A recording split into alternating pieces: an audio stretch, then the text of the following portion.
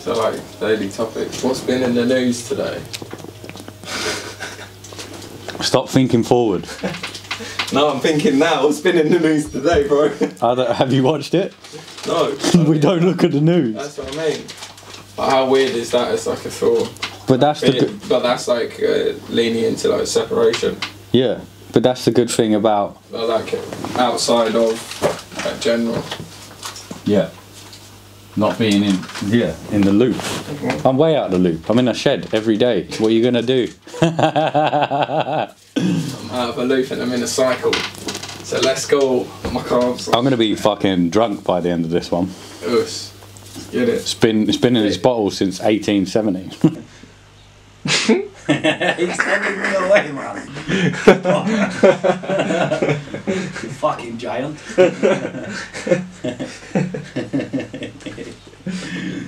So, how's school? Yeah, great. I loved it.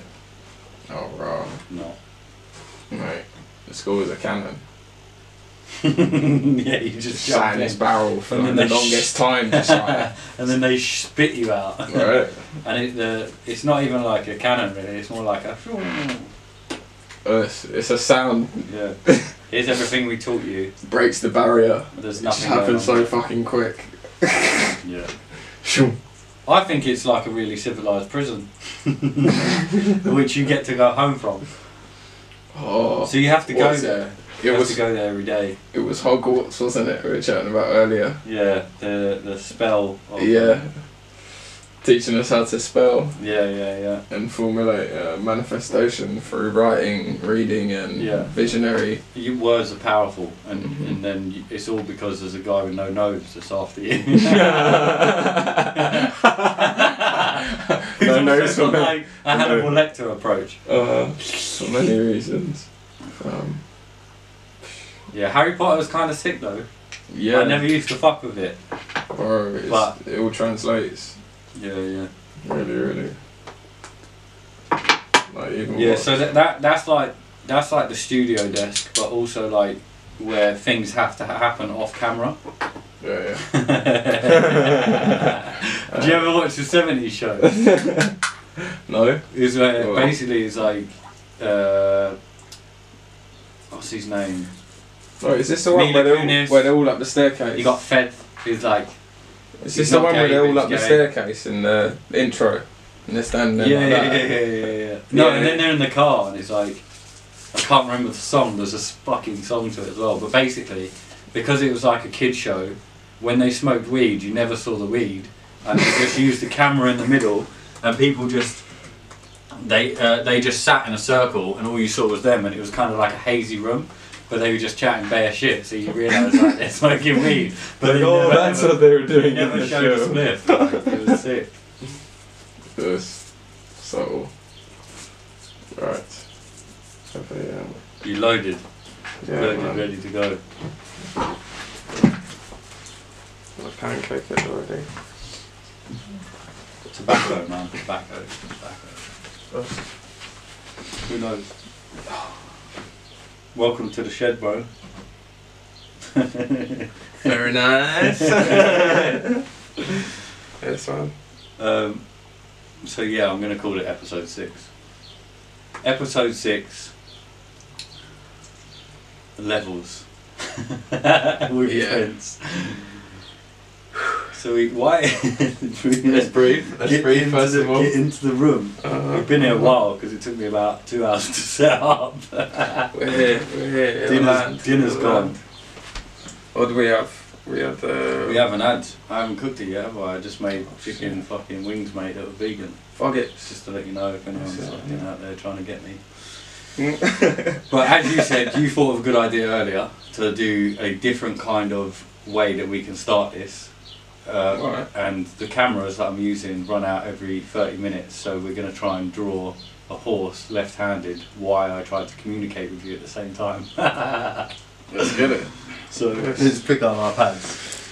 And if there's moments of silence here, you lot are just going to have to wait. Because this shit's fucking technical. Alright, by the way, I'm right-handed as well. Yeah. Um, So And obviously you have to jump online to see the results, to see the 2D impression of this. But where did this come from then for you, to draw a fucking horse left-handed, and why a horse? Being at the skate park. I can't even start. This is it, mate. Do I start with the head, or do I start with the foot? Do you do it portrait? Do you do a nice landscape one? Do you do it 2D? Bro, 3D? I'm putting Zorro on the back, like. Let's go, man, let's go. And yeah, this came about at the skate park. I was just chilling with my friend Jack Hamilton. He's an illustrator and he normally just draws these masterpieces or whatever, just on the bench, just freehand or whatever. And then next thing we know, we've got like a book out or whatever, and he's doing like sketches in there. And then it just came across as like, oh, can you draw anything left-handed? Like, are you good on your left hand? And it's just like, oh, I don't know really, like, I never really tried it. And I was like, draw a left-handed horse. Like, horses are pretty difficult to draw. Like, do you know what I mean? Like the legs and everything. Mine's coming out like a rat. This is what I mean, proportions, it's gnarly. And then, yeah, just like multiple interactions over time with people. And then I was just like, you know what? We need to start asking people, what's your left-handed horse saying? And yeah, this is where we're at now. A funny one as well to try your partners, if anyone's got partners. We sat down and we did a left-handed horse, and yeah, pretty much crying with laughter. It's too much. Go on. So was this like in the rain times at a skate park, or this was literally like just the time to do it at the skate park? The left-handed horse came out at home in winter. It came out at the skate park. This isn't a horse one. It come out on the tube every now and again. Yeah. You sit in the tube stops in the tunnel, someone's sitting there next to you looking at the ceiling on the feet or whatever, you just tap them on the shoulder and you go, do you reckon you got me a left-handed horse? Respectfully, like, I asked them. No, no, I don't think I got it. Someone could come through and be like, actually I'm left-handed, and then you'd be like, try it with your right, and then they could have a bit of a shake there. Yeah. Look. Come on. He still looks like a giant rat. He lives down there, bruv, Roland. I've seen him a few times in the garden. Roland? Yeah. Yes, alright, I'm gonna draw Bennett. So like, skating's obviously a big part of you, isn't it? Yeah, it's just allowing me to just like have time for myself, as well as like being part of a community that very much is active. Yeah, like, yeah. Constantly, like every day people are out there battling different tricks, different sessions at different places and stuff. Yeah. And it's just interesting because what that feeds to is just like art. Like expression. It's an art form. People doing their thing. Yeah, like people coming together and being like, yo, this is my take on what we're all looking at. It's rare I get a bad vibe when I go to a skate park, and I think if I turned up and there was like 8 kids drawing with their left-handed horse, I'd think this place is pretty fucking jokes. Do you know what I mean? You'd be like, this is a vibe, but this is where it leads to. Get yourself down at the skate park, whether you got a board, you got some pens, you got some spray cans, or you just got good energy, just get yourself at the skate park. You're always welcomed, and that's one thing. Like, I got well into like the docks around skating. I know that's probably not a skate thing to see, but like I used to love like some of the old docks. There was one that was it was really fucking deep, man, and I didn't expect it to go that way. It was oh shit. So that's that one done, guys. I was thinking. Just to let everyone know, like, that's listening, I just literally changed hands. Yeah, yours is sick. Yours looks a bit more like something out of Greek mythology. A myth. Let's call it a fucking myth, because I can't say the word. I was thinking, yeah, it's doing the whole... Well, no, Toy Story. Zorro didn't even make it, bruv. He's not even existent right now. Jeez. Bingo, or something, wasn't it? Yeah, what was it called, man? It was the two brothers. And... What he was the first guy. He was the first guy to pull off 900, and then Tony Hawk's fucking did it, and he got the kind of publicity from it. I think Tony Hawk saw a video that he was doing, but then his brother was quite a heroin addict, and he ended up like murdering his girlfriend or something.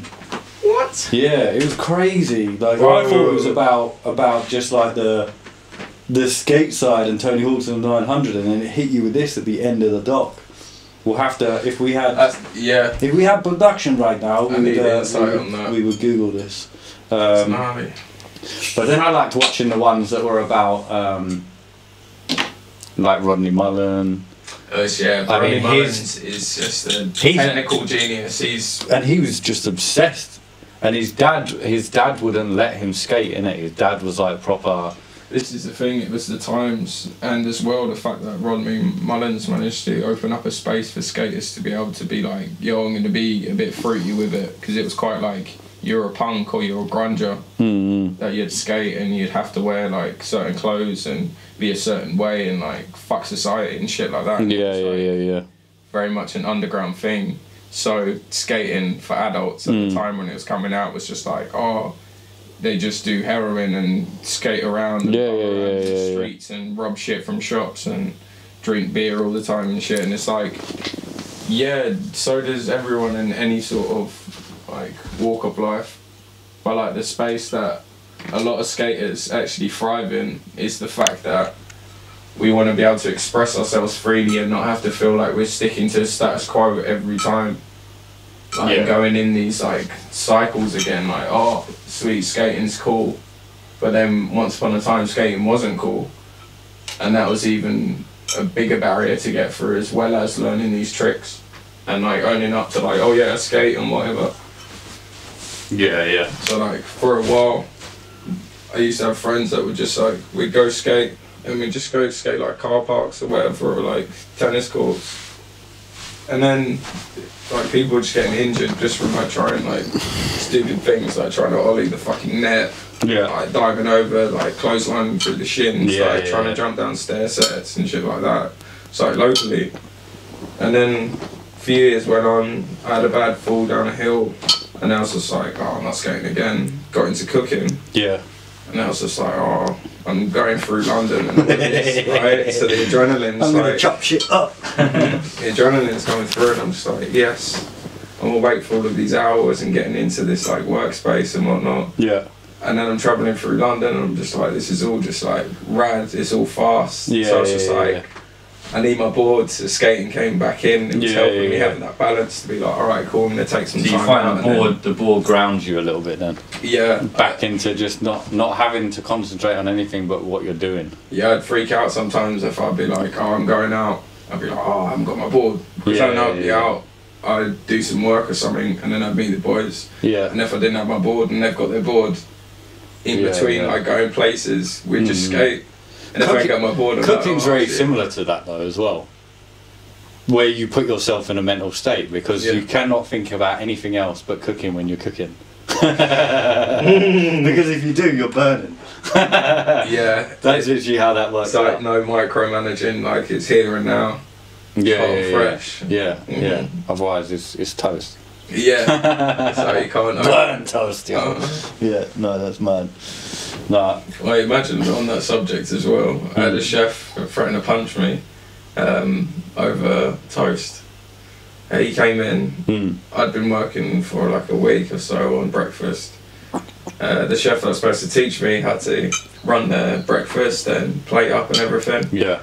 He'd had a broken arm, and he came in and just showed me one morning. Yeah. The rest of the mornings he'd come in at like 12 when my shift was like transitioning into lunch. Yeah. We had a head chef come in. He's like, where's Dean? I was like, I really don't know. He's just like, oh, how many tables you got? And he sees the owners in or whatever, and he's just like, grabs the ticket, he's dressed in his own clothes and that, he's not even ready. He's about to start in like an hour or something. He comes in early and he just checks the ticket, and I'm just like, what's this energy about? So I turned around and he just goes, where's the toast for that? Yeah. And I was like, toast on now. And he was just like, should have put the toast on before. And I was like, look mate, the toast is on, it's going to go on the plate, it's going to be nice, it's hot, it's not going to be dry. Yeah. And he's just like, listen mate, I'm going to fucking punch you in a minute. And I was just like, what? Are you serious? What, over toast? And he was just like, no, you're answering back. And I was like, know what, Mike? Like, Well, you just I'm walked actually out. tired of this. Yeah. Threw yeah. my towel, punched the wall, walked out. Last time I did that. Yeah, I don't have yeah. fights with walls. Nah. Well, they don't fight back though. No, that's the thing. Yeah. It's big, but that's working in kitchens. It's been a journey. It's been working in kitchen for like 10 years now.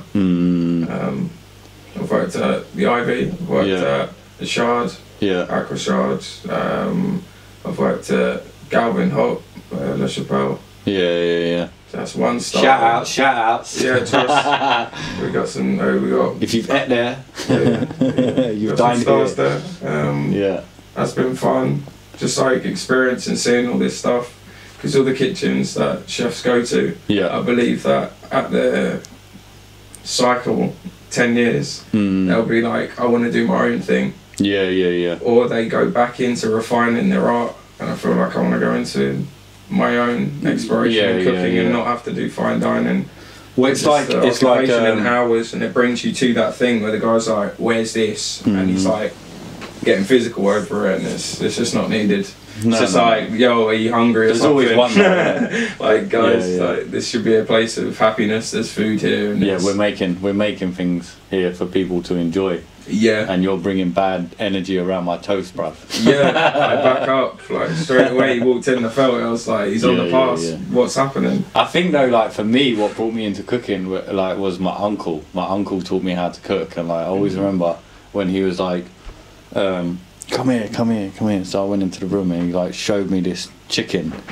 And he was like, I'm going to show you how to slice up a chicken. And I was like, alright.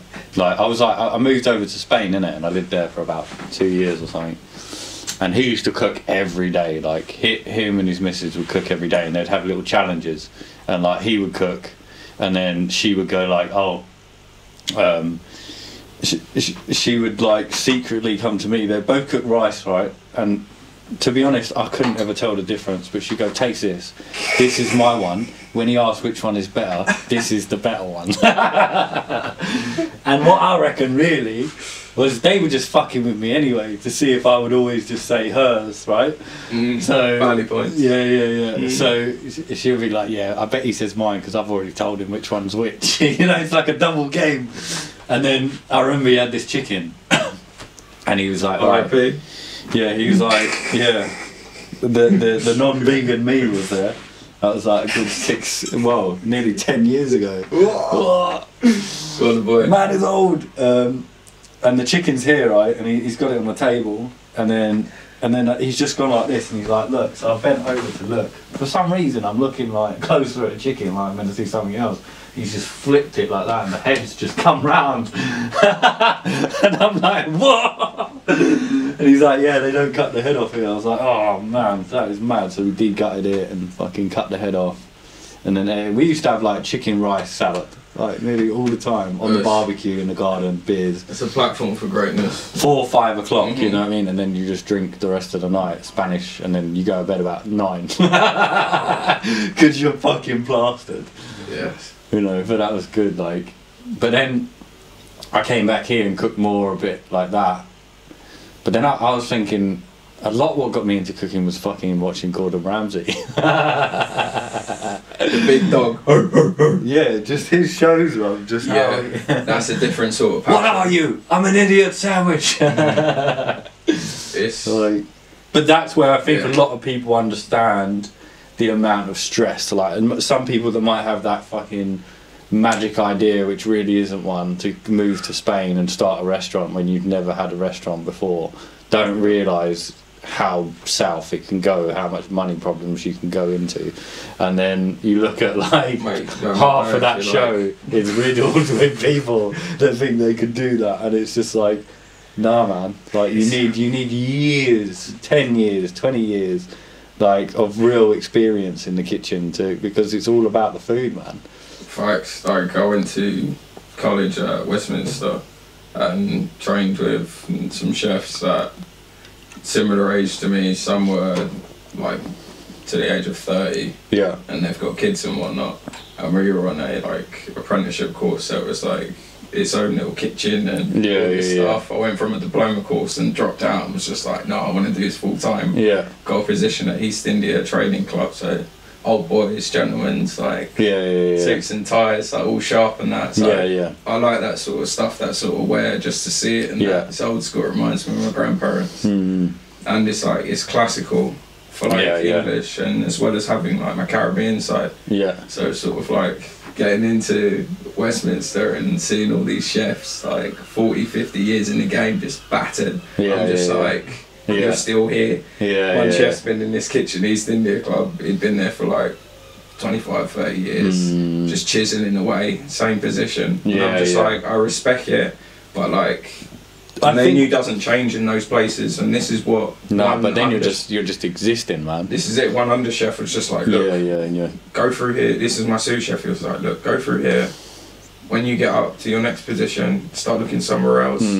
Go down a position and then work back up the Yeah. ladder and learn a new menu. Like Yeah, sacrifice yeah. your position, work up, sacrifice it. I think though, in the way our generation, like I'm a bit older than you, but like I'm very much like your age really, and I think like the leveling up situation like is different now. The way people, because you can see everyone else is leveling up all the time, like Yeah. it's hard not to watch that, but people do, and you But should. there's a high level of sacrifice behind all of that Of course, stuff. but There's I like mean with the- pageantry for people, and they're just like, oh, I'm living this life and I'm doing this, I'm doing that. But like, what they had to do to get that, to is, get like, that, yeah. really Yeah. like sleepless nights, actually being up way before anybody even gives a shit Yeah. if you're alive or Making not. toast. Like, yeah, making toast, like Put it on the place first, yo. yeah, like, having to do stuff like that Yeah. for people for years, and then one day you're like, you know what, I'm not going to be spoken to like this, just for the fact it's like, oh, I'm actually choosing to be here. Where at college it was sort of like, I kind of have to be here. This is where they're feeding me all of this All knowledge the and all of information that this you need wisdom. to take away and put it into that. Yeah. So how long did you do? Because you recently left a job or had the job, but like how long Yeah. have you done chefing for then? 10 years. 10 years. Yeah. Yeah. That's a matter. Because Yeah. I think you get to a level when you've done something for 10 years. Yeah. Because this is I it. find everything really takes a decade. 5 years of mistakes. Yeah, I'm a 10,000 hour kind of guy. Yeah, And it is I a worked out. Yeah. It's 4 years. 4 years, yeah. Mm-hmm. I think 7 hours a day, 4 years. Yeah. See, with me, I went into like Dirty Rich without university, without college, without any fashion experience. I didn't even know how to fucking do any cut and sew, do anything. So I started screen printing from in here, just off YouTube, watching the most annoying people on YouTube. Yeah. Mate, but not even that. A lot of it was just like, if you saw this place when I built it first, it was white with no floor. There's grass floor, by the way, if you can't see it. But there's like, I just had a table over there, and I just had this massive carousel in the room, and like for screen printing, you know what I mean? And I had this guy. Okay, I'm thinking you've got like No, it is like a carousel, so Disney the arms Castle go. and It's the roundabout, yo. I'm like, what? That's rad. I didn't know But I you was were in a carnival. watching this guy on YouTube, bro, and he used to do my head in, but he had wristbands on, right? And I'm like, bro, you're not playing tennis or anything, you're just in here, and it's like, hi, this is Cats Productions. I'm gonna show you how to screen print today, you know? needed the wristbands and Oh the, mate, and I the blood, needed help, but I needed like screen printing help, yo. printing online. But I love screen printing because it's such a like way of like even the guy. It's pretty much a thing where if it doesn't work, if it does work, then just go with it. Nice. Like that's what it is. You know what I mean? Like That's what and then it creates and then one make thing. sure you replicate that. But to try and find out why that happened, you'll never know. Like I used to expose them in the third bedroom, and that would take a day to dry, expose it. But then if you fucked it up, and I'll be running on like a festival line, so I'd have like in 3 weeks' time I'd have a festival. So if I fuck up 12 exposures, right, that's I equal that as like 12 days. So then it starts building up, and then I've got less and less time, and I haven't even printed the damn thing. So the stress of like that, I can only equate to chefing in a time scale of pressure. Getting ready for a And it was hot in here. Party. Thing, yeah. I used to just stand in shorts and no t-shirt. Like, I wish we could do that. We used to roll up our chef's trousers. Yeah. Up to like our you have to wear the chef out and the hat for hygiene, innit? Yeah. We'd dunk our heads in water, hose down our arms and stuff just to stay the temperature. Like have you seen Boiling Point, Gordon Ramsay? Yeah. He does like a session. I think they feed like over 180 people or whatever. But the kitchen's like at similar degrees. Yeah. Like the chefs are outside, like taking breaths of fresh air, like they've never seen day before. Like it's like, but like they're. I do think it's one of the hardest traits, one of the hardest jobs. Manual labourers for sure. But chefing is just it's just such a hard job because it's fucking food, man. Well, it's like working within perfection. You have boundaries, but you can also like shift those boundaries to make different shapes. So like some days you'll have like a triangle put in front of you, and then the next day you'll be like, actually, it's a fucking rectangle there. We're gonna go for the rectangle, and then you'll be like, wait, what, chef? And you'll be like, no, we're going for the rectangle route this day. And you're like, all right, cool. And you have to trust it. But then that keeps you exploring because some chefs are just like, here's your circle. Yeah. It goes round and it goes round and it goes round. All right, cool. And then you have to. But we said it's round here. Yeah, exactly. There's nothing around here. There's nothing around Enfield, here. shout out Enfield, yeah. Triangles and squares. There's nothing around here. Morrison's car park, yo.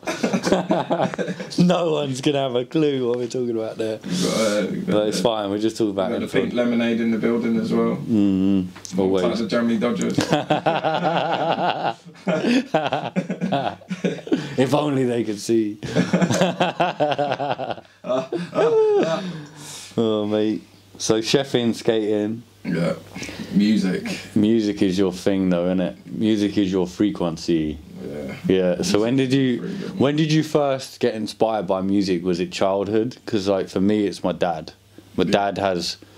You've seen endless fucking CDs that I buy endless cases to put the CDs in.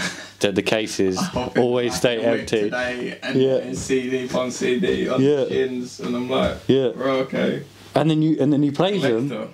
I'll come downstairs and the radio, the stereo would be on, right? He's got the CD in there and it's just going na na na na na na na na na na na.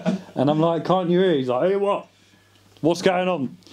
So yeah, for me it was him. We used to live in an older house and he just had like racks of CDs and just used to play music all the time. So where was it? When did it start in your ears? Being at my grandmother's house on my father's side. Yeah. Being at my grandparents on my mother's side as well. Yeah. There was like said music on both ends of the scale, like. Yeah, we had Cliff Richard on my mum's side. Yeah. And then like, I think it was that song like I think I'm crazy. Yeah. My granddad used to get up and skank to that tune on a different one, and my granddad. Niles Barkley. Yeah. He used to love that one. How that tune. He done well too. He dressed up as gold. I respect it. I respect it. No, I think he was dope. I mean, that song was dope. Like, this is the thing. Like, if it can hit those sorts. Was that the original? Was he the original singer of that? No. He wasn't, was he? No, it was a classical. Yeah, I thought so. I think that's probably why my granddad was like, yes. I need to find out the sampling of that, actually. Because that tune went over the heads of everyone for a while. But like, and then onto my dad's parents' side. More sort of like Zouk, more sort of like carnival vibes. Like dancehall. What's Zouk? Sort of stuff. Zouk is sort of like it's like a dance that you do to like it's like a sort of like dance. Yeah, I like it already. Pattern that comes through. Yeah. Sort of like reggaeton, all of these sort of like dubbed out. Sounds and heavy steel pans and drum patterns. Everything's just squashed in and it's quite erratic. It's got a lot of tambourines and stuff in, so Steel gives you all drums, the or is low that too ends. high tempo? No, same Steel thing, drums man. as well. Yeah. I fucking love All of steel those drums. sort of I love sounds that and kind all of those sound. elements, man. Yeah. Like just from both sides, these sort of like more like thought out, more like spoken word, more like poetic English based sort of like literature, music, and then you've got music that is like purely sound. Yeah. And then every now and again you've got like this patois that comes through that is English, which is on background. Mum's side, and then back to, so it's this duality. So music allowed it to become like singularity. Because I was just like, on both sides of my family there are these two different worlds, but they complement each other because they come from a place of like expression. Yeah. So from early, both sides of my family have just been able to like express themselves through music. So music has always been this safe space for me. Yeah. And doing cooking for a while was just like, I thought this was my safe space. Maybe it's just something I'm pretty good at. I need to find a place where I can safely express this. Kind of withdrew a bit more from that. You have two mega talents there, though. I mean, like cooking. Cooking's different. Chefing. You know, there's a difference. Like, there's cooking in your house, but I mean, chefing is a real talent. Like, and when you can do that at a professional level, it's underplayed. Like, there's a lot of chefs that commit suicide. Yeah, no. Me personally, I wouldn't underplay it. Yeah, I just would not ever do it because I understand the stress to it. But for me, like, it's about having a good team behind you, and that's when you push the dream, which is the menu. The menu's the dream. You get the dream to reality with all of these people. All of them people. It's fucked. There was a good language, but everyone goes in the shit. Like, don't worry about the fucking language. I fucking swear all the fucking time on this pod.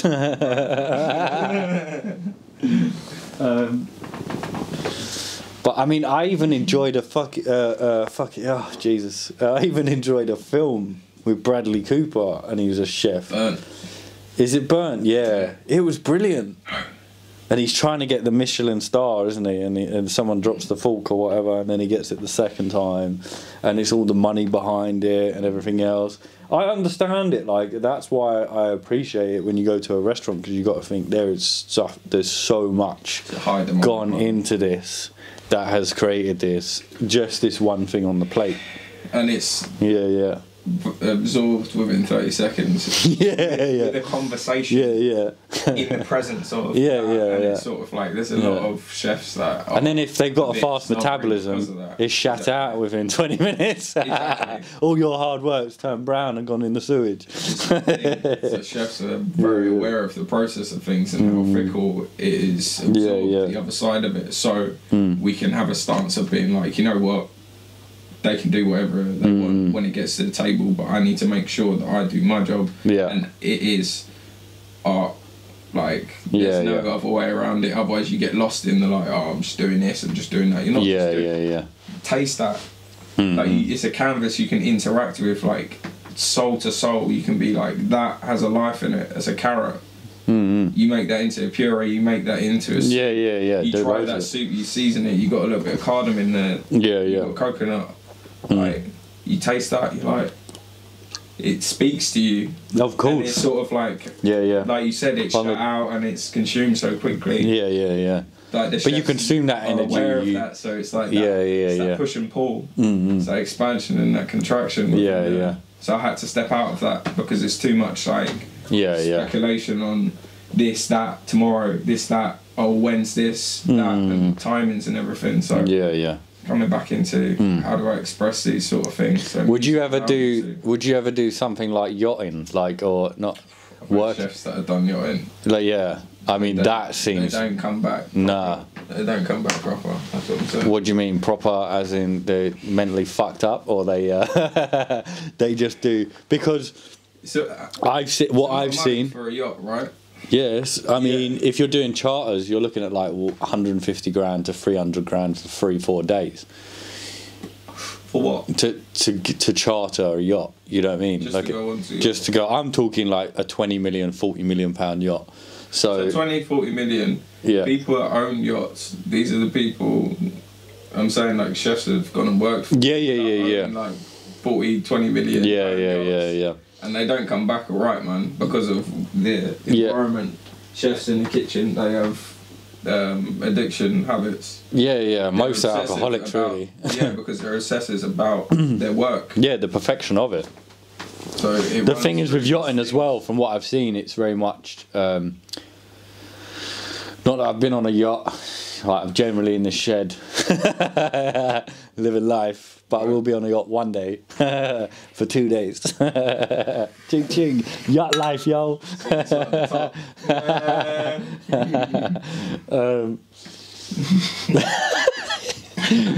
Oh yeah, I've got a yacht. You want to be my chef? Nah, bruv, I won't come back. Alright, just come and eat the food then. You'll fuck up. Your kitchen. Build your kitchen. That's about it. But like for them, so they have like stewardesses, right? And then they don't usually have anyone to help them, and also the kind of people that will go onto there are obviously paying a very high amount of money, so they have their whole preference sheet, right? What they want, and the chefs can either prep what they see fitting for what they want for the 3 days, but at the same time they can ask for whatever they want at whatever time. And the idea of yachting is that you say yes, you never say no. We can just do that. You know, if they want pizza, where are you gonna go? For a swim? Exactly. Get out of the water. But it depends if the weather's bad. Imagine the weather's bad, right? And you're just like paid 150 grand to get on the yacht, and they're like, yeah, we can't go anywhere. We're not allowed to go anywhere, so you just sit on the yacht in the port. But if you're in Monaco, that's true. That ain't too bad, you know. This is the thing, like, yachting would be rad, but it's the whole, like, it's the environment. Yeah. Get, like, fucking PTSD, flashbacks from certain kitchens, certain situations will just trigger you into being like, whoa, fucking hell, yeah, it's pretty much like this everywhere in the world, every kitchen. Yeah. But, like, the whole cooking on a small scale, like, everyone that's working and doing high maintenance kitchen, I respect you. I really, really, like, the brothers and sisters of the industry. Like, I salute it. But make a transition once you've got your knowledge and you've got your wisdom.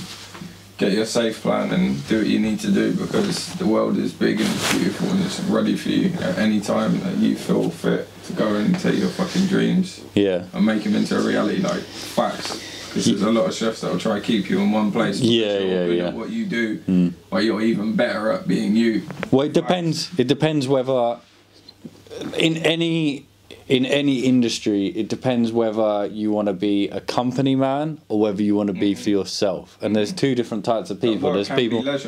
Yeah, but also, like, it's whether you want to take on all the stresses of running the restaurant as well as being the chef, or doing it burnt.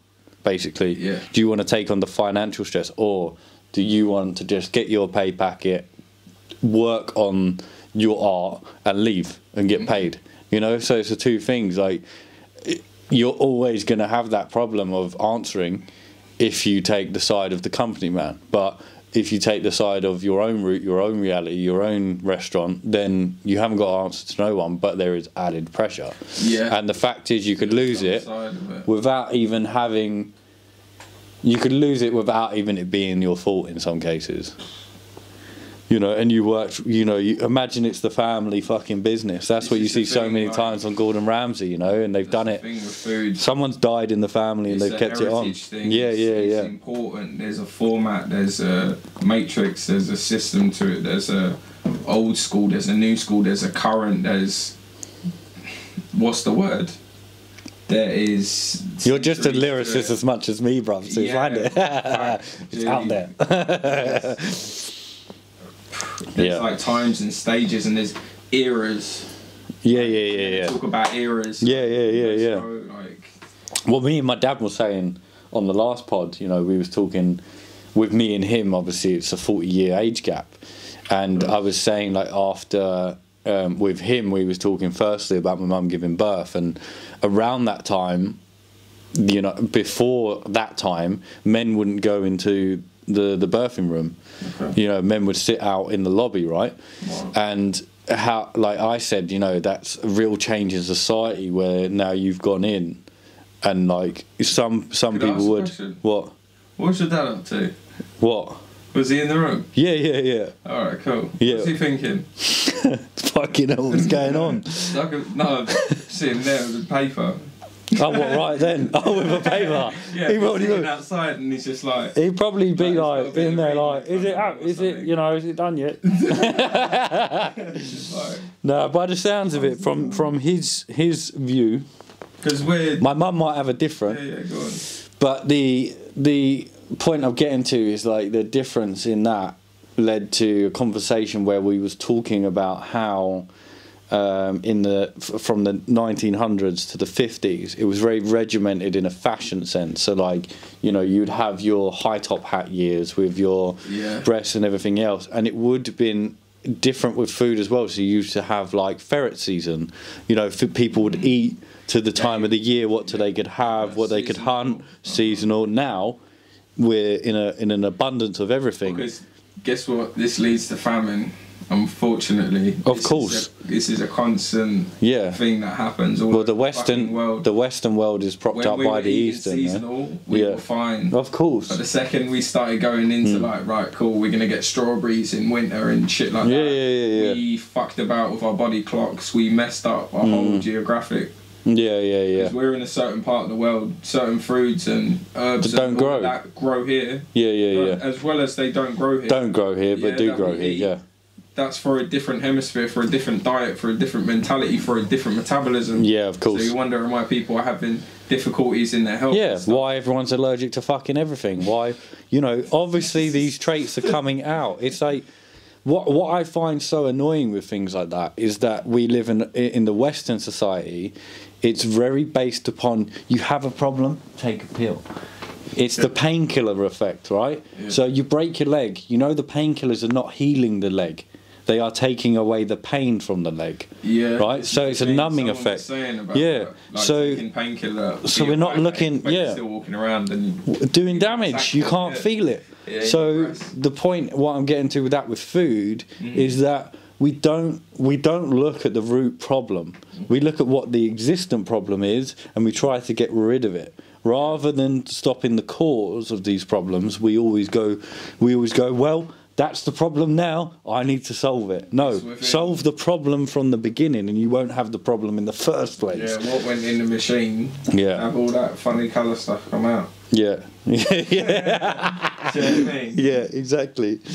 Yeah, it's mad. I mean, obviously, you know, I don't want to go on the vegan run, but like being in that world, you know, I see it all, and I know if I want to travel, so if I go that way, I'm going to see a very different side of things and everything else. But famine as well. It's Yeah, you know, it breaks down from like Yeah. terminology of veganism. shout out the cows, by the way. Shout out the Yes. cows. There's more of them than us now. Dogs. Moo.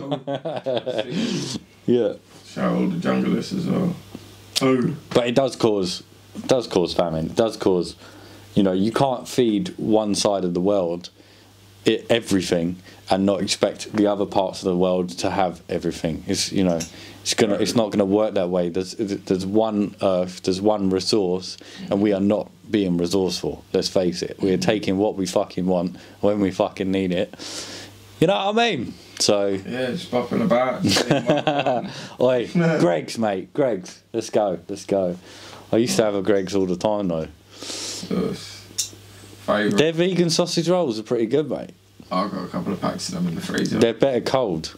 Not that cold. Chewing on brick, mate. You know what I mean? Yeah, it's good shit, man. They good shit. Fully.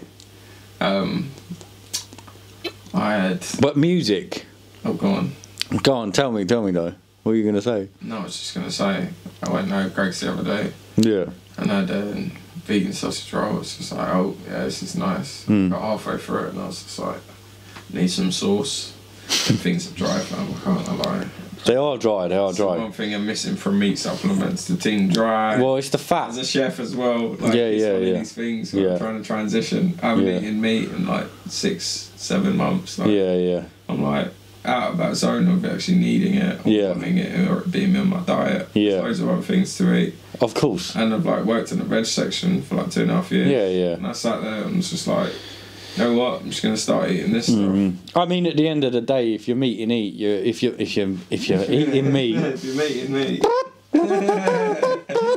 Shake his hand. Yes. Don't pull out a blade. Don't pull out a machete. You just No. greet it with kindness. Yeah. You go, would you like to share some aubergines with me or something? That's it. You be polite and you be kind to living creatures. So. Yeah. I mean, but if you're eating Like meat, if that's your vibe, like Yeah. word, if that's your vibe, like I'm a chef, like yeah. I miss eating lamb. Yeah. Lamb is beautiful Yeah. because of what it eats. A clean diet of grass, which makes it Yeah. rich But then within its body in yeah. minerals because that's exactly what it needs. And Yeah, what it yeah, eats, yeah, it yeah. digests all of these things. It has the teeth only to digest that. But then, you know, how do you feel as we are, you know, if you put us in the jungle, right? Us. We are going to be put. Massive. We are. I'm gonna give it a T-power. If you put us in the jungle, right, we are not going to be fighting the tigers in that way. It's not like Straight up, we're going to be going, where's the berries at, bruv? And how high is the tree? Because that tiger you're looks. be vibing off what you're hungry for. Like, Yeah, exactly, this is what exactly. we're Yeah, exactly. Right now trained into doing, but Yeah, at the time, if we were actually in the jungle and that was our thing, That we would have we known would what's live up. on such a minimal diet. Yeah. We'd be fed by the sun. Of course. We'd eat from fish. Yeah, This is yeah. Where there's water, there are Yeah, people. Yeah. Do you know what I mean? And there's I very much these agree with fish. that system. I just disagree with this system where it's a take. Like, if there is the option when you see the devastation, I felt like I was part of the problem, to be honest. I felt like I was part of the problem, you know? Being a chef, Yeah. like, this is another angle. Yeah, Like, yeah, we're yeah. probably going into this quite deeply, but like, I'm a chef, so like, I'm Yeah. here for you against talking about veganism and all of that sort of stuff. Mm-hmm. But like, we need to evolve these formats that we have. Well, I think Like, there's no there's taboo. so much There's no waste taboo. It's from just talk kitchens, about it. It's ridiculous. Yeah. Fuck. And that waste can go to other people that need to eat. Trust, I come home with food from work. And Yeah, there'd yeah. be food that would be going in the bin as well, and I'd still come home with food that would last me 3 days. Yeah. Probably not great to keep the food like that. but, like, No. That's me being like, yo, I can't see this go to waste. Like, my brethren will be like, yo, what are you saying tonight? Be like, do you want some chicken wings? Do you want some roast beef? Yo, I've got some potatoes. Yo, Yeah, I just yeah. made some pain pasta at work. Yeah. What are you saying? I got this new dish. I Yeah, got some yeah. risotto. Do you know what I'm saying? Yeah. And we'll come through with something. They're like, what? This is mad. Da, da, da, da, da. And they're stoked because that's like 40, 50 pounds. Yeah, food that would have gone like in the 6, bin. 7 portions, yeah, are going in the bin. And it's like, But there's you know, it's all fresh. there's Like, people it's up cooked north. for the day, and you've got chefs that are like going home and they're like, oh, I'm too buzzing from the shift to eat. It's like, you need to look after yourself, mate. Like, Yeah. you've been on the booze, you've been smoking cigarettes and silly sticks. Like, Yeah. you get home and you don't want to do anything apart from just sit there. Sit 'cause you're there. so fucking stimulated. Yeah. You're like, I just need time to Turn the just do telly nothing. on. Turn the telly on. Let's watch something. Literally, like 4 hours later at 6 a.m. And you're up fucking up again. Yeah. Stand in the shower like, Yeah. okay, cool, let's try and get this coffee in after this and do it again. So what do you think to like robots like AI? I mean, there's Alright, one. switch. There's Alright, one. Next conversation. What? Why? What? Why? Why? Just because it's like It's taking away your skill. it's a rabbit hole. Nah. It's not that deep. All I was gonna say. I know it's not that deep because it's a rabbit hole. Yeah. But the But rabbit goes in and there's got a little. You hole can in buy, it, so right? there's- they You can went in buy. there in the kitchen and that. But there's and no you're there's no like, cut on this. There's no cut on this. It rolls and rolls and rolls. Just to let you know. But basically, you know, that labour doesn't help you life-wise. No, in the sense of how you feel. I don't So- think we would have met if I was doing cooking. Yeah, so And that's another thing. How me and Ryan met was through modelling. So that's another thing I used to do to try and get out of the kitchen as much as possible, so I could actually explore life and meet people. Yeah. Because we. All right. Well, you know, you did the whole cut thing. I'll let you have that once. Seen as I fouled on the horse, that's the thing that I lost. I lost that game, right? So we met at that Tommy Hilfiger shoot, didn't we? Mm-hmm. And I remember the video never got released. I don't know where that is. That's floating in the abscess of nothing. It's like the other side of the planet. Yeah, yeah. But it was like, where was it? Wembley Arena? No, yeah, it was Wembley Arena, innit?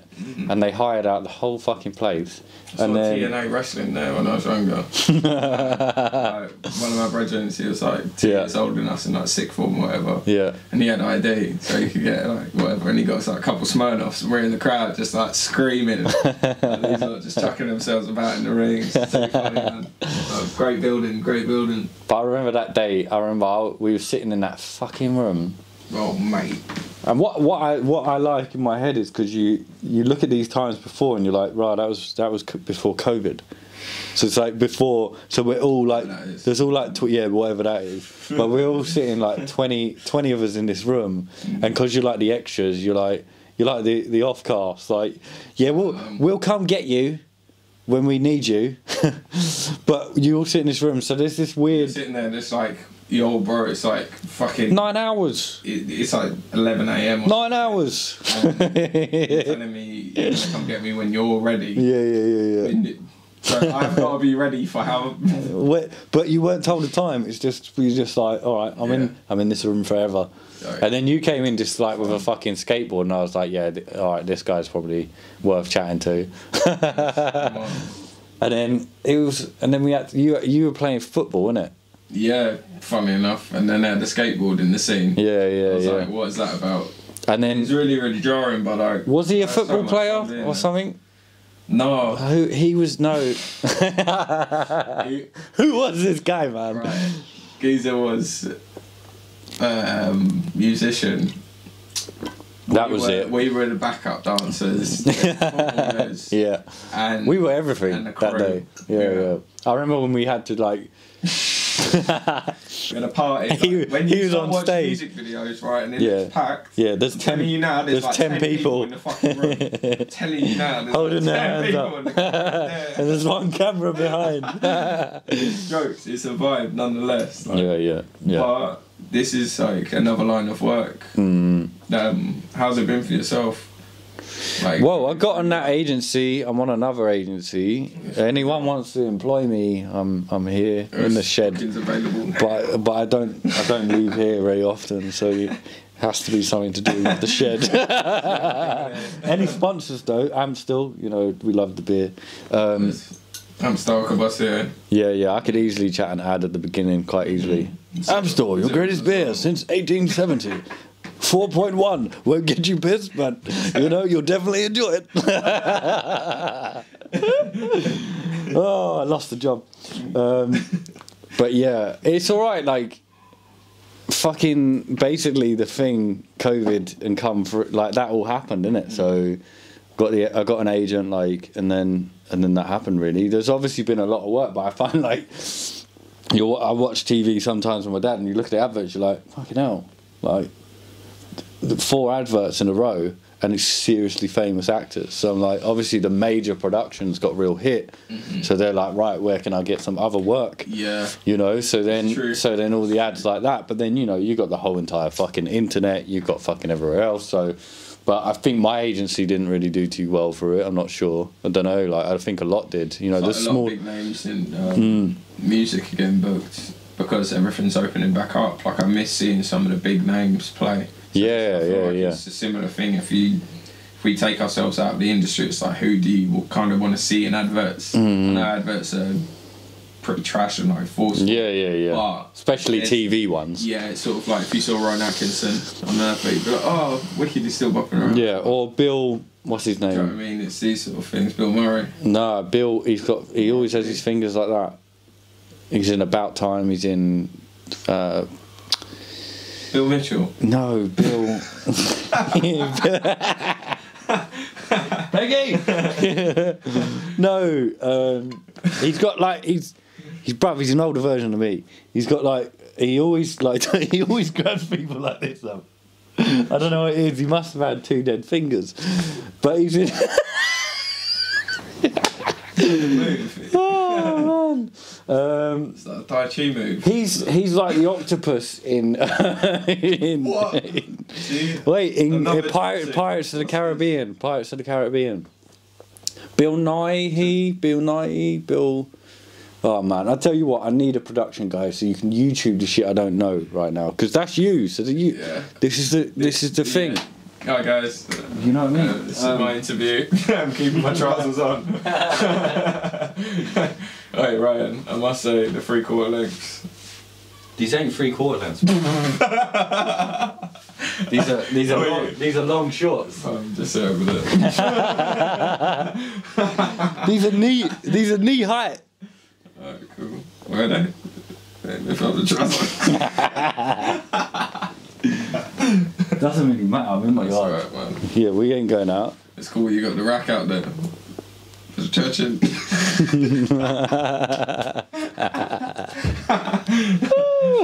If you got anything that can sort me out for my height. Sort you what? Could you got the rack out there? Do you reckon it'll bring me in a bit? What rack? What are you By talking the about? way, They have to. there's also a workout studio extraordinaire. So No, it's not. It was. yeah, mate, you've been telling me for the last couple of months about your workout videos. Oh yeah. No videos. Yeah, you've been. You've been doing videos. Yeah, you have. Mate, it's like a guns workout. There's a buns and thighs. Man, it's Bro, it's a squats and watts. chips and dip. Doritos. Trust, man. Yeah, no, I'm not at that level. My workout time, is my time. Like I find that's something I have to get over every morning. You have to put yourself through it. I just have to get in the pain. Like I like the Every pain. morning, every night. Yeah. No, I love it. Like, and the more weight, I'm just like, that's fucking. But I find before, if I'm laying in bed, I'm like, shit. I prefer without weights because of that. It's like having the tool. The hernia. I was just lifting, and then a lump was in my stomach. It's alright, I got a belt for you, bro. It's one of these things. That's why I need a belt. My mate Victor was saying that the other day. So you need a belt, bruv. My dad was a bodybuilder. So Yeah. sort of like, I don't really like using weights too much. I'll use weights. Yeah. I'll use light weights, and then go into doing like 10 push-ups. Yeah. I'll start doing crunches. Yeah. And then I'll start doing squats, star jumps. Yeah. I'll do a plank. Yeah. I'll do all of that like 10, 15 times. Yeah. Like each one. How much 10 break in times, between? and I'll just go and go. Yeah. Like it's really toned me up and caught me into a place where I'm like laying in bed and I feel my bodily urges come through and I'm like, what do I want to do today? And I'm like, fuck all of that. Get into your exercise. That's something you can just lock in and do. Yeah. And once you get past that, Yeah. you find yourself in a space. Of course. doing something else. Something afterwards. else, You're yeah. like, Because right, you food, put drink, yourself. and then you're like, all these Yeah. things start Yeah. to appear in the day instead of Yeah. you trying to formulate your day. Yeah. The day just appears in front of you. Yeah. If you have the privilege of being able to wake up and be like, oh, fuck. You I've just got my own time today. I'm just going to do what I need to do. Yeah. Instead of actually being like, oh, I've actually got work and I'm going to do this and do that and do that. Like, So yeah, have some time to give yourself a breather and do those sorts of things. So You can put wake yourself into a frame as well where like you've given your mind a break, but also you've given yourself the discipline. And then after that, I feel like, right, I've done my shit. I've done my, like, I've had my smoothie. I've done my workout, had my smoothie, had my shower, cold shower, had a shit.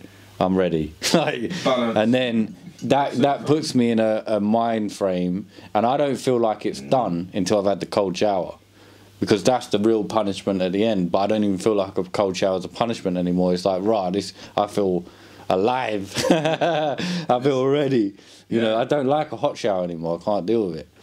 But like that's a Wim Hof thing, you know. I do my breathing before that in the morning, so I'm like, I do pranayama and stuff like that. So I put my mind and my breath and get everything ready, and then I know I could work for 4 hours after that, and that would be like 10 hours without doing that. If I haven't set myself up right in the morning, you're just like, you can have them days where you're just spaced.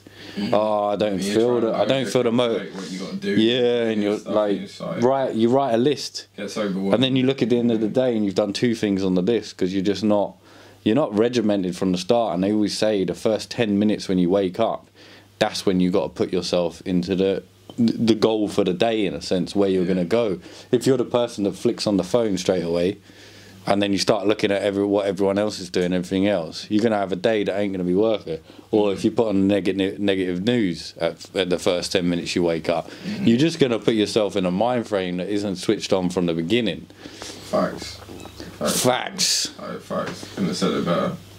Like, entering the space of when you wake up and you're feeling into your day, it's so fucking important to see where your like inspiration comes from. Yeah. Because your inspiration is like, it's you. It's not like, oh, I saw this and then it literally triggered you to do that. Yeah, yeah. Some days you just need to wake up, focus, get into your breakfast, get into your your looking at a piece of art or whatever, like look at pieces of paper, like look at books, look at physical things that come from nature and whatever, like a book comes from nature, guys. Yeah, as soon as you go digital 2D, like convenience will lead you into a short cycle. You want a long spiral where you can just get into I find picking up a book, convenience will kill you, fam. Picking up for a book, because that is lazy entertainment, like yes, satisfy your soul. That's what I mean by kill you, like. For me, if it's a movie thing, like if it's a movie night with a chick or whatever, then it's like, right, for me, it can't be, let's watch fucking one series in a day, lay there all day. Yeah, I need to make a thing of it. Like, and in here, behind this lot, we got a TV, we got the setup, we got the PlayStation, we got the shit coming. But for me, it needs to be that. It needs to be like, I'm setting this up for something, and then I'm gonna absorb that, and I'm gonna take that as something. But it can't be a go home, eat food, watch TV, do that every day, because like you're desensitizing yourself. Situations, sort of like you need to create the stage and then place maybe one of those things that inspire you in front of you, and then everything else reduces from that. So man, like it's vital to get up, to get into these modes, to get into your routine, to get into your sadhana, look at where you're at, and you can flow from there, really. Like, what do I need? And you can get flow up a from couple there, of hours really, earlier, go to bed earlier, get up a couple of hours earlier, go to bed earlier, say no a lot more, like, to people that are gonna say, give your time, to people that are gonna say, you know what, instead of being like, oh, how can I get involved? Do you know what I mean? Like, we can get involved in people's missions and we can help them out, but best thing to do is just share a beer with a friend, have a chat, have some crisps sometimes in the chat, and tell your friends you love them. Thanks for filling in there. That's right, man. You can just waffle for a long time. At the end of the day, it's 11:49 and or 59. So for the listeners, I usually have one other person here, and I'm having to get up to just switch the cameras on. You know, I'm gonna keep it level. Like this is the level we're at. I haven't got 1,500 quid cameras, 3 of them. I've got the £400 ones, and they work fantastic. But I just need another wingman to do this. But yeah, I find with TV and things like that, you can go into a spiral of desensitization. If there's too much of it all the time, you get too into the box. You forget who's next to you, sharing that moment with you, and how significant like these. I'm a bit of a talker for a film. Yeah, these things actually are like subjectively. It's like, oh, that's there. Like that's what we're all saying. We're like, oh yeah, that's there. That look at that. Look at that. Like it's outside, but like if we actually turn around and be like, what type of on it, like what type of films are you into then? I like a thriller, I like a comedy, I like a horror. On my own, I like to watch kind of mind-bending sort of films. Yeah, me too. So I can like get lost in that. Yeah, and then you're like, Just experience so this like far top out, 5. this far out space of like film, because people can go like, oh yeah, I'm gonna give you this format, and you can see formats come again and again in films, and you're like, oh, Yeah. I'm over that. Well, that's But the then Marvel mine- trick. That's the let's make like we've done Spider-Man once, but do you reckon we'll get away with it if we do it 10 times and we'll just play the same shit again and again and again? I feel you. And then we'll put like little bits of truth, little bits of lies, little bits of this, little bits of everything else. Yeah, let's string it out. So top 5 movies. Cloud Atlas. Really? See, I need to rewatch that because I don't think I was ready for that. Because that's a watch it myth. tonight. Yeah, we'll do that. We'll do that. It's like 3.5 hours. Yeah. Yeah, we got that. I'll probably say Life with Martin Lawrence and Eddie Murphy. Yeah. Then Nutty Professor, because it reminds me of my brother. Yeah. It's just like good jokes and good times. Yeah. Sci-fi. Then we're gonna go sci-fi. Yeah. Alright. I knew you'd have to go there. Alright, we'll go Annihilation. We'll go. He's one of my favourite directors. He's also 28 Days Later, isn't it? Us. 21. There was 28 Days Later as well, but Yeah. it's 21 Days Later, the first one, wasn't it? Was it 28? Might have been. It's all numbers, isn't it? This is what we mean. And like, it's just numbers. It's just a number. yeah, it's like the subject matter at hand is the fact that we shared this, like, oh, you saw that as well. Like we both shared this vision that somebody else had that they produced for us. Yeah. And we like saw beyond that into some sort of like deeper context. Yeah, of course. And we withdrew that within our everyday lives, and then every now and again we're like, oh, you see that film? Yeah. And then that opens back up to the visions of all the film, Of what you're doing, the different parts of it we saw, and that like films are really, really activating. Yeah. But like, sci-fi. So we go Annihilation.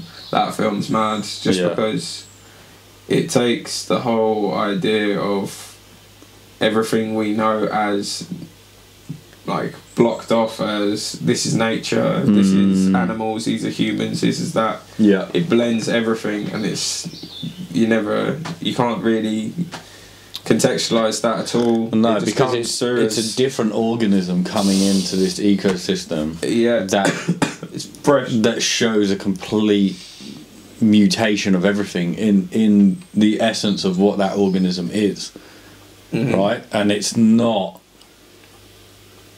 physical. It's in the air. It's something they walk into and that surrounds that It's like area. But it's also, when I said to you earlier, it's like we were proof talking that about, something's like hijacked of course, the system in the sense of like what we all run on, and it's just started to And go. it's Okay, just cool. changed. Yeah, we're gonna change it like this. The weirdest moment in that fucking film is the bear. The bear consumes the woman, and then comes back and goes into the room where they're sitting tied up because the other one's losing the plot. And this isn't a massive giveaway if you haven't seen the film. Yeah, well, basically, But it comes into the room. No, it yam you up, and then it'll start going. No, it's talking. and It's we'll talking. Do the voice. It will don't do spooky stuff. Do not. This is why I like horror films as well, because it gets me going. Yeah. Yeah, Horror, it's, though, it's out there. For It's out me, there. so that's 4 actually. You done 4. You got one more. All right. Got to do top 5 when someone says top 5. You know what I Yeah, mean? You gotta Princess bring it in. Mononoke. I haven't seen that. The Disney Or version. A Scanner Darkly. What's the Scanner Darkly? That one's got Robert Downey Jr. and it's an illustrated film. Okay. Yeah, it's pretty powerful. It's just about like the government and how they're supposedly like coming up with this new drug and they're planting it within like the communities or whatever, and this one guy's like a supplier of it. Yeah. But every time he takes a drug, there's like this dissociative sense to it. And the whole film's like, it looks like it's drawn. And it's got Keanu Reeves in it and that. Yeah, This guy, sick. there's like one giveaway I'll say in it.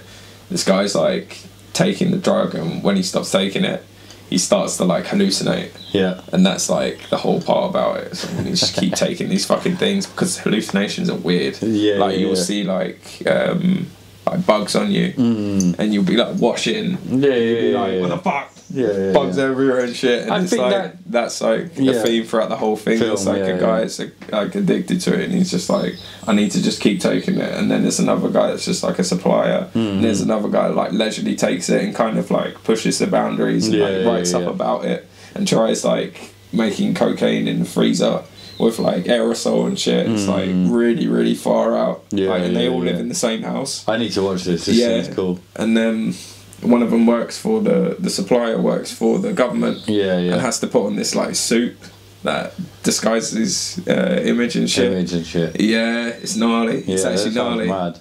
Yeah, and he comes home and he's just like, pops a bean, and he's just like. I feel like my brothers are watching anime at the minute. I feel I need to go for an anime phase again. Princess Mononoke, that was my 5th one. Yeah. That is an absolute timeless classic. That, I think I was like about Spirited 8 when Away. I saw that.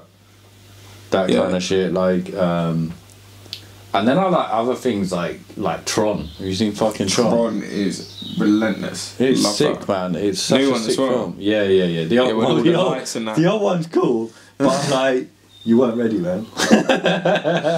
You jumped ship, right? And it's like Avatar, right? Oh, wow. 15 fucking years, man. Like he knew the tech. Like he looked at Christopher Lucas, right? And he's like, yeah, the first ones he done the last ones first because you knew the tech was going to be in a different frame later on to do the last ones. But it's like Disney's come swooped in, bought your shit, changed your shit, and now you've like thrown up over it, and you're like, what is going on? And then you've got Avatar where he's just waited like 15 years doing this whole thing, and then CGI is coming just at the right moment. The whole film is set in that. You know, it's green room, green screen everywhere. The Matrix set the tone at the same time, and then it's just blown people's fucking heads off. But apparently, new Matrix dropping soon. Yeah, the new Matrix. It's a sequel as well.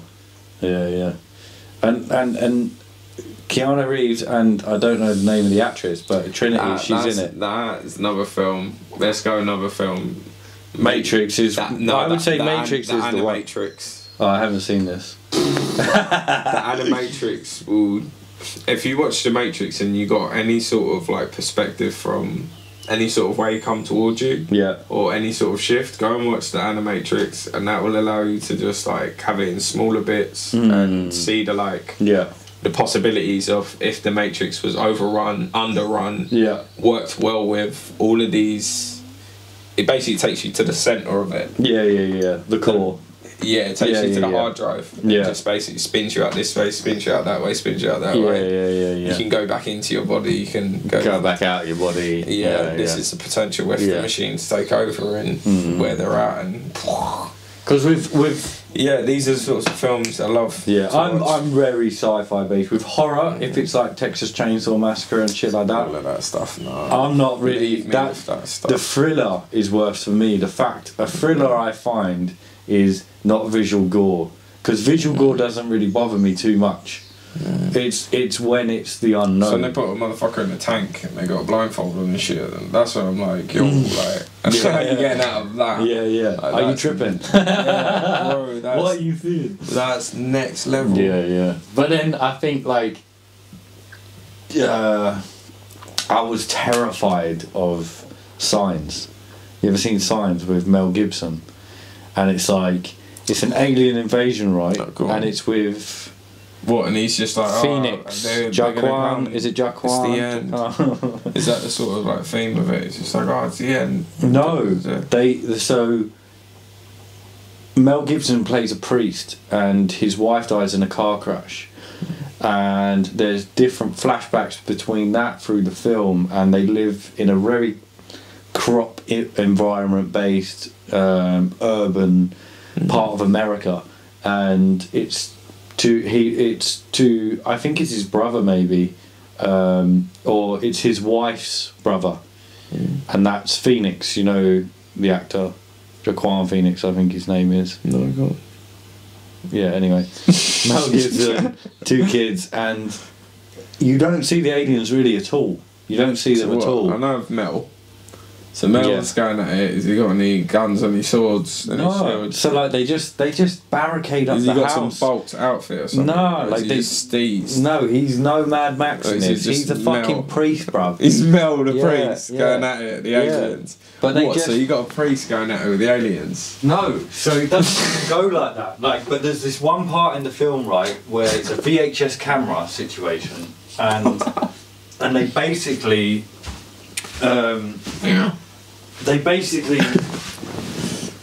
show loads of kids at a party, and then the kids are going, "Oh my god, oh my god, oh my god," and then this alien just walks past, and I remember seeing it in the cinema, and it just sat with me fucking ages, like, oh my god. But it was the fact that if it's like Alien and there's Predator and they're jumping around doing shit all the time, that doesn't bother me at all. Yeah, you know what I mean. That's like standard, like it's like that. It's when you. We've all been to school. Yeah. Aliens and predators jumping about all the time. Fucking stinks. Like, this is the thing, man. Like, you go to school and you chat about all these like gnarly films you've seen with your mates, and they're fucking extreme. Like Alien vs Predator. When did you see that?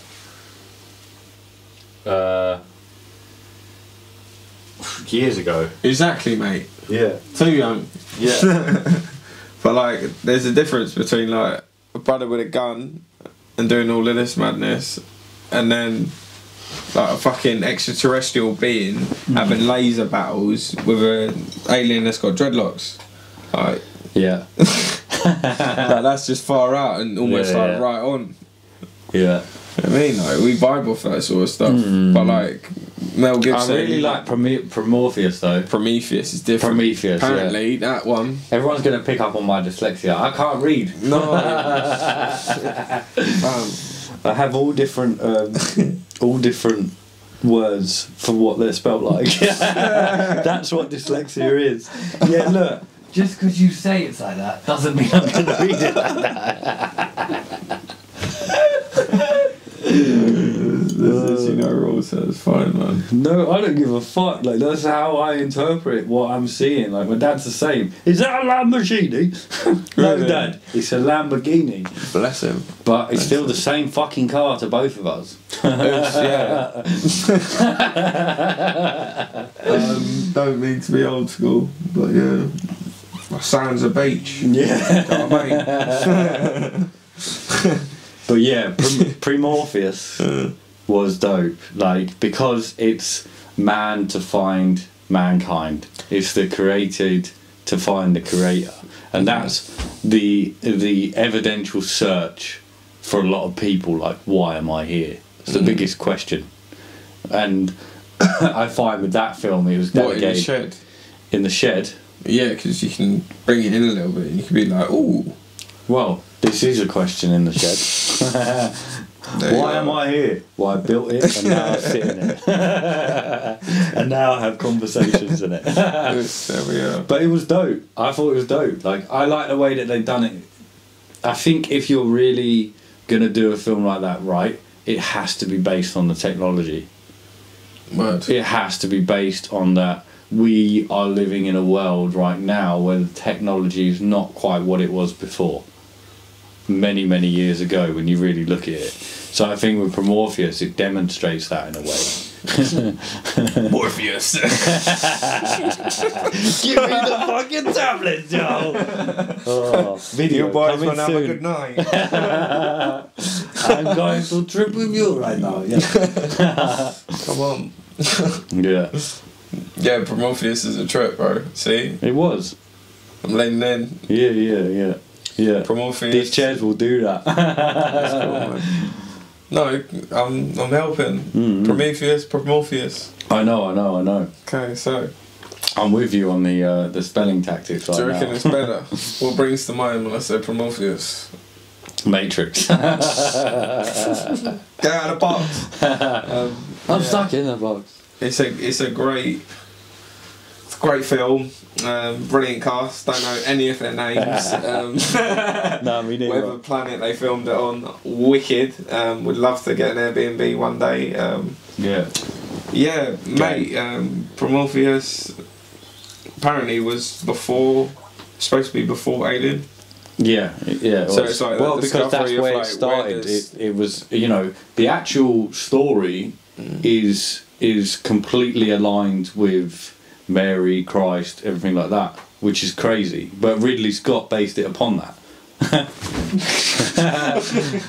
They did. What? Yeah, like apparently that's what it was. You know, the way, like, not that is whether you believe it is a real story or not. The actual reincarnation and everything else of, you know. Oh yeah, something coming through and connecting with something else, a superior being born through a woman. You know what I mean? The myth to connect the. Yes, you know what I mean. So it's like what? I was like, yeah, this kind of makes sense, but doesn't make sense at all. But the one thing I found was those dudes were hench though. They were some scary dudes, man.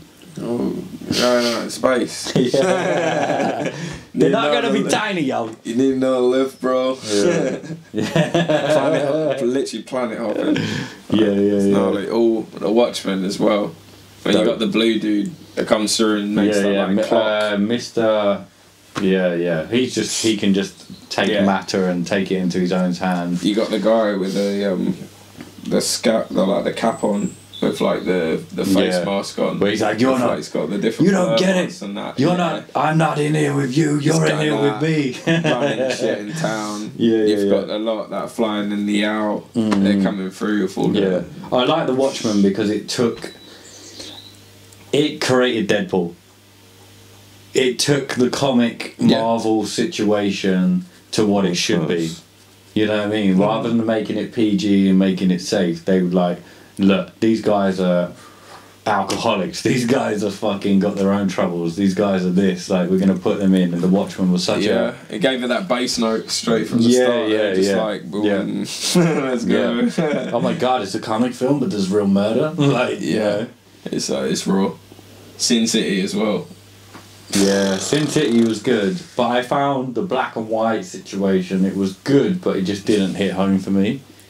But it's comic though. Yeah, I know. That was the thing. Like, I've got a. It was good. I just Fight Club 2. I got a comic of it. Yeah. Bad. Incredible. Yeah, no, incredible. Yeah. Like, I was meaning bad and good, like old times. Like. Wicked. Wicked. That's bad, man. So wicked. It was bad. Yeah. So good. Yeah. Backward language and how it works. It's Lixdexia. Yeah. Lixdexia. Yeah, man. No, good. I think we can wrap it up now. Do you reckon? I think we've said so much, and I don't wanna. Hey, all of you lot, let's fucking download my music. Yeah.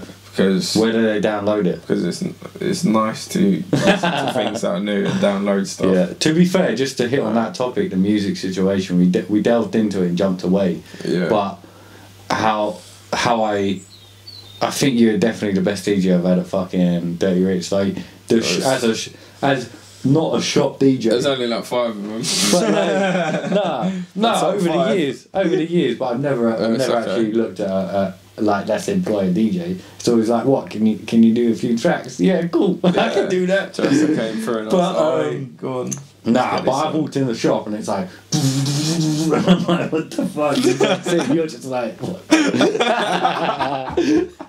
playing the maddest tracks. Yeah. No, I respect it, man. Thank you for having me for that time. No, of course. NASA's a movie, man. Yeah. I got twist up on the first night, the second night, the third night, and the fourth night, but all day times were good. Yeah. And that time we were getting it bumping and twisting, which was nice, man. Because like we'd been through working, Tommy Hilfiger, and then we were like, yo, like it's be a good time to connect and to see you as well in your zone, man. Like outside of like. Modeling's just a thing that you enjoy doing, and you Wembley Arena. Yeah. And then, man, to see you in the shop and what you do, man, and vibing. Yeah, like I instantly vibed with you that day anyway. Man. Yeah, hopefully hopefully more conversations and more chats will come from this, so we can move into different levels of life, y'all. Really. And understand higher topics. Always indeed. And movies. Prometheus. This is it. It's all about the origin story. Yes. But, yeah, music. Got a guy called Tim Mallard. He's in Sussex at the moment. Yeah. That's my uncle. That's my guru. That's my G. Yeah. That's my jungle G. Yeah. Then we've got Zeb out in North London. Big up from Deepheads. That's been a long time build up. Been listening to their catalogue for a while, and then I just messaged him, and all of a sudden, boom, he was just like, yeah, sure, send me some music, and from there he saw the potential, and he's been mentoring me. It's the same with Tim. Like, just met two really good guys at the right point. As I was trying to make this transition between cooking to music as more of like a fundamental day-to-day job. Yeah. But yeah, like, even like meeting Trim, that's like one of my favourite MCs ever. My favourite wordplay artist, vocalist, like. And I was just like, you know what, I need to message this guy. Messaged him after 15 years. He was in Roll Deep. Big crew. When I'm here. Roll Deep when I'm here. Yeah, I used to like Roll Deep, man. Really? Yeah. So, went Woolworths one day when I was like, I don't know, like 8 or something, 8 or 9. Mum was just like, oh yeah. And I was like, how come you get this? And she saw the graffiti and all the thing on it. She was like, oh, this looks alright. Whatever. Passed it through. They're listening to it, chilling. All of a sudden. We'll roll on this, don't worry. Hold up. So we're coming through with the Roll Deep tune, listening to it on the laptop, busting the CD. Yeah. It's emotional. Wicked tunes. But then I clocked that over the years, Trim was just this one guy that sung out for me throughout the whole crew. And then I messaged him about this. Like, I'd listened to the tune so long ago, and it always inspired me to like do like wordplay and whatever. And just like spray some bars, spit, whatever you want to call it. Just have fun with like how you express yourself and your vocabulary and stuff, like how you build on like your thoughts and expressing and getting them out. Yeah. So I explained this to him, and he was just like, yo, send me some music, man, like, let's see where we're at. And then sent him like 5 tunes, and all of a sudden, boom. Yeah. He was just like, here's a tune. It wasn't the one tune that he said that he had made to like, for this, but I'm sure you enjoy it, and it's called Laces, and it, mate. It banged. Yeah, it just kind of like brought in how like the journey is coming together. Yeah. Like having these 3 people support me, and then also meeting my brother Leo. He sent me a candle, like most heartfelt thing. Just like speaking to Trim, and then Leo was just like, yo, the music's wicked. Like, I do scents and stuff and candles, and I want to do some events. Yeah. Let's keep in touch. Like, I'll send you one of the products. He sent me a candle, bless him. Like, wicked, man. So that's kept me company in the studio. Everyone loves a candle, man. Yeah, trust me. I'll be making some soon, man. Products coming soon. Hold type Lizzie. Yeah. Right, this fucking, we jumped on this pod so quick. You're like, yeah, you want to do it today? I'm like, yeah, cool. But this camera is still fucked with the battery. I started asking really questions, mate. Huh? Started asking really questions. Yeah. So yeah, I'll leave that for the outtakes. What? The rude questions, mate. I never had rude questions. No, I had a rude question earlier for you. Oh, what was it? Alright. It was about your left-handed horse, mate. Oh yeah, he's fucked. But yeah, so we got one mic. So yeah, I don't know how this is gonna sound. So if it sounds, this thing here. If it sounds bad, Miss Hardy. What is it? That one? Yeah.